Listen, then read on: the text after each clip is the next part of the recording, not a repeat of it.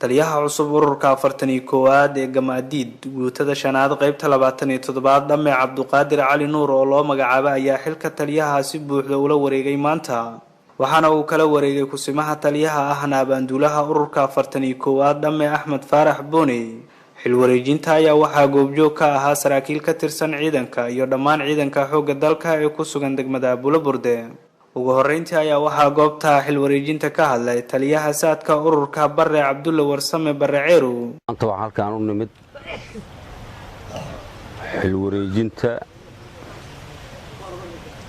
ururka 41aad guutada shanaad qaybta 27aad oo ku wareejinayo xilkaas abaanduulaha ururka ahna siihayaha xilka taliyaha ururka hadda waxa la soo magacaabay taliye cusub oo ah taliyaha 41aad ee ururka guutada shanaad qaybta 27aad xoogga dalka Soomaaliyeed abaanduuluhu xilkiisii abaanduulnimo waa hayaa laakiin wuxuu wareejihayaa waa xilkii taliyaha oo siihayaha u ahay Dhamme Axmed Faarax Cabdulle Booni abaanduulaha ururka 41aad Gamaadiid guutada shanaad qaybta 27aad ayaa ku wareejiyay xilka taliyaha cusub waxaana uu kula dardaarmay ciidanka xoogga dalka inay la shaqeeyaan taliyaha cusub mas'uuliyad culays ah oo la saaran in iska wareejinayno waxa kale oo ku faraxsanahay taliyaha ururka cusub sida sharciga dawladda Soomaaliya ku soo magacaawday asna yimiday meel looga baahan yahay oo ciidankeedu uga baahan yahay mas'uuliyadda joogtaan uga baahan tahay waxa kale oo ku faraxsanahay dawladnimada naga go'an waxay naga go'an tahay dawladdu waa u shaqeeyaa amarkeedana qaadama war maahan aniga waxaan ahaa abaanduulaha ururka 41aad guutada shanaad qaybta 27aad ee ciidanka dhulka ee xoogga dalka Soomaaliyeed waxa ay soo labeeyay in muddo gaabana waxaan ahaa haddana siihayaa xilka taliyaha ururka maanta laga bilaabo waxaan diyaar u ahay inaan ku soo dhaweeyo taliyaha ururka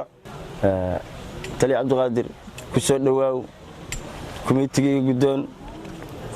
mas'uuliyadda amaanada go'aadiga guddoon si walaalnimo mas'uuliyadeed dawladnimo igala wareeg dhammaan ilaa saraakiil xigeyn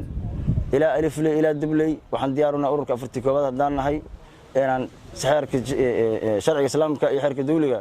inaan kugula shaqeeyo taliyaha cusub ee ururka 41aad ee Gamaadiid guutada shanaad qaybta 27aad Dhamme Cabduqaadir Cali Nuur ayaa u mahad celiyay saraakiisha waxaana uu eeba ka bariyay in uu la garab galo xilka culus ee loo magacaabay waxaana uu shacabka u ka codsaday inay la shaqeeyaan ciidanka maanta ay tahay taariikhdu 17 bisha 1aad 2020 waxaan kala wareegay xilka kusimaha taliyaha ururka 41aad ahna abaanduulaha ururka 41aad Axmed aan ka gudoomay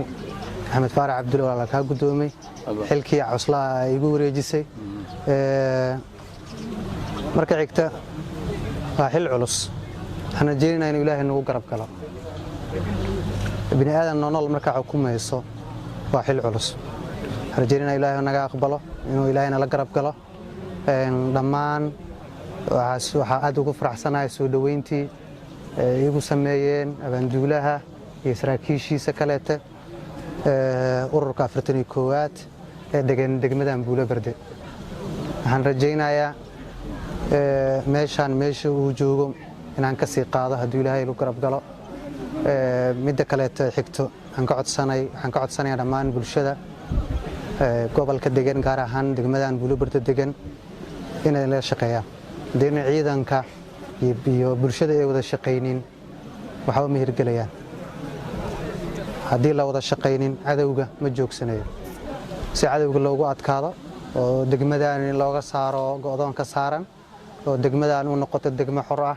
ee degmadan u noqoto sidii ay ahaa jirtay degmooyinka ee tahay hadeertaan waagii hore ahaa jirtay degmooyinka gobolada Soomaaliya ugu weyn inay sideedu ku soo noqoto haddii Ilaahay idmo Askari Ali Raage warbaahinta qaranka